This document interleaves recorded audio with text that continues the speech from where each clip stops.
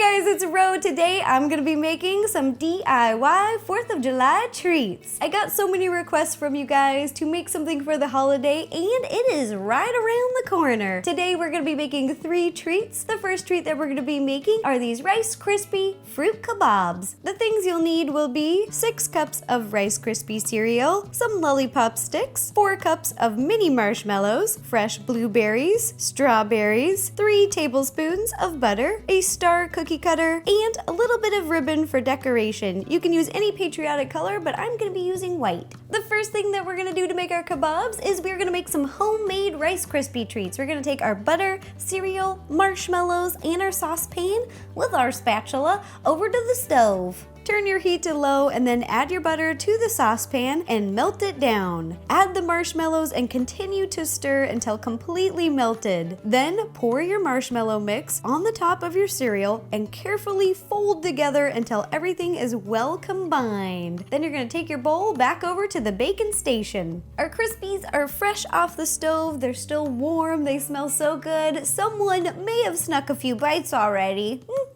Now we're going to pour them into this baking sheet to let them set. My baking sheet is about 2 inches high all the way around. Look at that. Yum, yum, yum. So gooey. Just a reminder, I lined my cookie sheet with a piece of parchment paper and sprayed it with a little bit of baking spray so that the Krispies won't stick to the bottom. Then I'm using an offset spatula. This one's pretty large and I'm going to use it to flatten down my Krispies and work it into the corners of the pan. Once your Krispies are packed in there, we're going to set this off to the side and we're going to prepare our berries. I've washed all of the berries ahead of time and we're going to start by cutting our strawberries. We're going to cut off the little leafy hat and then we're going to do this to the rest of our strawberries. Our fruit is ready. Our Rice Krispies have set out at room temperature for about 30 minutes. I'm taking my little cookie cutter and I'm just going to cut it out into the pan. I'm going to place them over here onto my cutting board and then you can make as many of these as you'd like. After you cut out all of your crispy stars, it is time to assemble. I'm going to be taking a lollipop stick and we're going to start with a strawberry. Insert your lollipop stick to the top of the strawberry. Then we're going to add 2 blueberries. Then top it off with a little star on top. Did-oo! It's all assembled and you can stop right here if you want to, but I'm going to be adding a little extra detail just for fun. Take our little ribbons. I've just cut a little amount and first we're going to tie a knot. Then I'm going to make a little loop here. Bring this one around just like you're tying a shoe. Once you have your bow tied, you're just gonna push it up underneath your strawberry. Then we'll do this to the rest of our kabobs. Ta-da! Here are Rice Krispie fruit kabobs that we made, and now on to our second treat, 4th of July sprinkle cones. These are also really easy and simple to make, and I like them because you can decorate them with different sprinkles and patriotic colors. The things you'll need will be sugar cones, white candy melts, red, white, and blue star sprinkles, jimmies, and nonpareils. The first thing that I did is I melted my white candy melts by heating them up in the microwave, and I really love this treat because it is so easy. You're gonna take a little cone and you're gonna dip it into the melted candy melts, spin it all the way around, then let the excess candy melt drip off into the bowl, and I'm just gonna take a pinch of whatever sprinkles or decoration you want to put on here. Now I'm gonna place it over here onto a cookie sheet lined with a piece of parchment paper, and now you can make as many little cones as you want. And there we have it. Here are all of our 4th of July sprinkle cones. I love this idea. If you're throwing a little party and you have an ice cream station, guests can pick their favorite little cone and scoop a helping of ice cream. The last treat that we're going to be making is a banana custard flag pie. The things you will need to make the dough will be 2½ cups of all-purpose flour, ½ a cup of salted butter cubed and chilled, ½ a cup of butter flavored shortening cubed and chilled, 6 tablespoons of buttermilk chilled, 2 tablespoons of sugar, 1 teaspoon of salt, ½ a vanilla bean,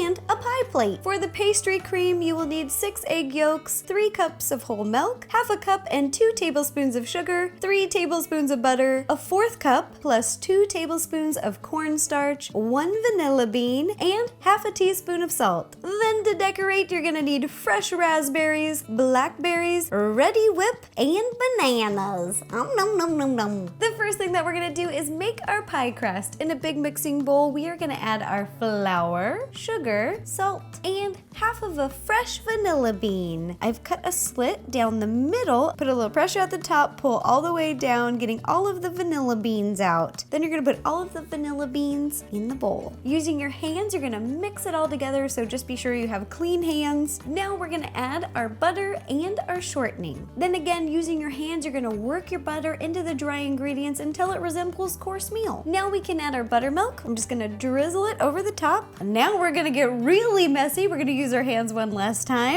Don't worry if your dough ends up a little bit on the dry side, because that means when it bakes, it will just be really flaky, and that's what I'm going for. Just keep working the buttermilk in until you can form a ball. We've got our ball of dough, and now I'm gonna wrap it up in some food plastic wrap. I'm gonna press it down, kind of making a disc shape. We're gonna place this in the refrigerator to chill for at least 2 hours, but you can make this the night before an event or a party because it can sit in the fridge and chill for up to 24 hours. Our dough is nice and chilled. It's chilled for 2 hours, and now we're gonna roll it out flat. So I've got a little bit of flour here, and I'm just gonna sprinkle it on top of our work surface so that the dough won't stick. Now I'm gonna unwrap my dough. Oh, you guys, we're gonna do some baking flair. 1, 2, 3. Yes! I love it! Oh my gosh!